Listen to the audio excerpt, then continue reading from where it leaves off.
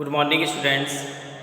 कैसे हैं आप सब लोग। ऐसा विश्वास है कि आप कुशल होंगे और पूरे मनोयोग के साथ विद्या अध्ययन कर रहे होंगे। मैं रमेश चंद्र, ऑनलाइन क्लासेस में आपका स्वागत है। कक्षा 11वीं की हिंदी काव्यखंड के अंतर्गत आज मैं आपको जो कल या परसों जो वीडियो प्रेषित किया था वे आँखें, जो कि सुमित्रा नंदन पंत जी के द्वारा रचित है और आज़ादी के पहले और आज़ादी के पश्चात किसानों की क्या दुर्दशा है, किस तरह से किसानों को सताया जाता है।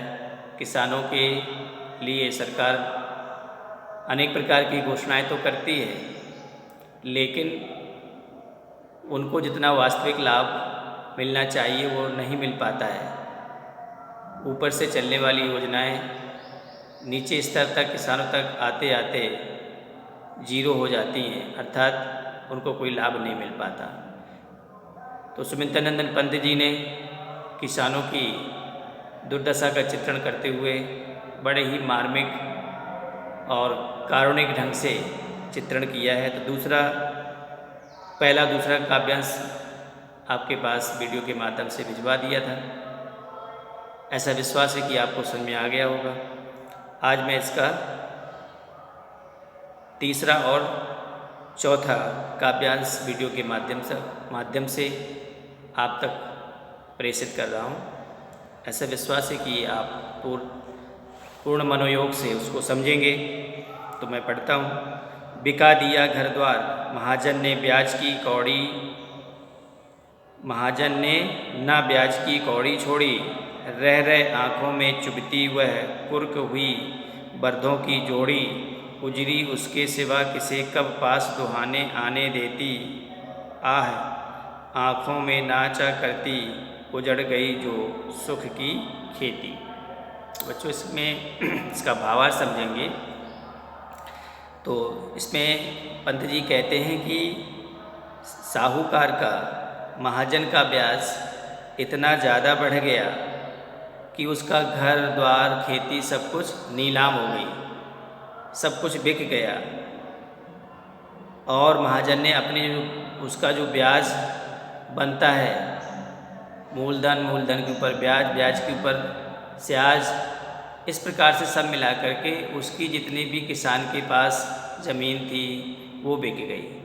ज़मीन बिक जाने के पश्चात उसके पास जिससे वो खेती करता था, बर्दों अर्थात बैलों की जो जोड़ी थी, जो बैलों को देख करके किसान का मन प्रसन्न होता था, प्रफुल्लित होता था, रह रहे आँखों में चुभती, महाजन ने ब्याज की कौड़ी ना छोड़ी, रह रहे आँखों में चुभती वह कुर्क हुई बर्दों की जोड़ी। अब बैल भी उसके नीलाम हो गए। अब वो बैल उसकी आँखों में चुभ रहे हैं, बैल उसकी आँखों में के सामने झूम रहे हैं कि मेरे कितने सुंदर बैल थे जिससे मैं खेती करता था। उजरी उसके सिवा, बैलों के बिक जाने के पश्चात भी अभी उसका कर्ज नहीं चुका। उसके पास एक सफ़ेद रंग की उजरी गाय थी जो उसको दूध देती थी, उसके सिवा और किसी को वो दूध नहीं निकालने देती थी, कब पास दुहाने आने देती थी, वो भी नीलाम हो गई। जो किसान के सुख के साधन थे सब एक एक करके महाजनों ने लूट लिया। जो अब क्या बचा, आह आँखों में नाचा करती उजड़ गई जो सुख की खेती। जो सुख की खेती थी, जिस पर वो फसल देख करके, जिस लहराती फसल को देख करके प्रसन्नता से झूम उठता था, वो खेती चली गई, बैलों की जोड़ी चली गई, गाय चली गई, तब भी अभी महाजन का किसान ने कर्ज नहीं चुका पाया। चौथा काव्यांश है बच्चों। बिना दवा दर्पण के घरनी स्वर्ग चली, आँखें आती भर। उसकी जो पत्नी है उसके पास इतना पैसा नहीं था कि वो अपनी पत्नी का ठीक प्रकार से इलाज करा सके, अतः वो भी स्वर्ग को सिधार गई। देख रेख के बिना दुध मोही, अब जब उसकी माँ मर गई तो जो उसकी बिटिया थी, जिसके जीने का सहारा केवल माँ का दूध पी करके वो जिंदा रह सकती थी, तो जब माँ नहीं रही तो दुधमोही बच्ची भी स्वर्ग सिधार गई। बिटिया 2 दिन बाद गई मर। माँ के मरने के बाद उसकी जो बेटी है वो भी मर गई। घर में विधवा रही पतोहू। अब क्योंकि किसान के बेटे को जो साहूकार थे, महाजन थे, उनके जो लोग थे उन्होंने बेरहमी से उसके बेटे को मार डाला था। तब उसकी बहू विधवा हो गई थी। अब विधवा को यह कलंक लगाया गया कि बहू ने ही अपने पति को मारा, अर्थात किसान के बेटे को मारा है। तो घर में विधवा रही पतोहू लक्ष्मी थी। यद्यपि घर को ठीक प्रकार से संभालती थी, घर के लिए वो लक्ष्मी थी। किसान के पास अब केवल किसान के सहारे के लिए उसकी पतोहू ही रह गई थी। उसकी बिटिया चली गई, माँ किसान की पत्नी चली गई, बेटा चला गया, गाय चली गई, बैलों की जोड़ी चली गई, खेती चली गई। अब पतोहू जो अर्थात पुत्र की जो वधू बची हुई थी, इस प्रकार से षड्यंत्र रचा गया कि यही अपराधीन है जिसने कि अपने पति को मारा है।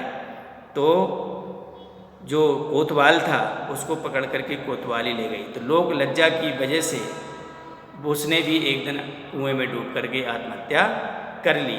इस प्रकार से एक खुशहाल किसान का परिवार ब्याज के कुचक्र में, ऋण के कुचक्र में फंस करके उसने अपना पूरा सुख का भरा परिवार खो दिया।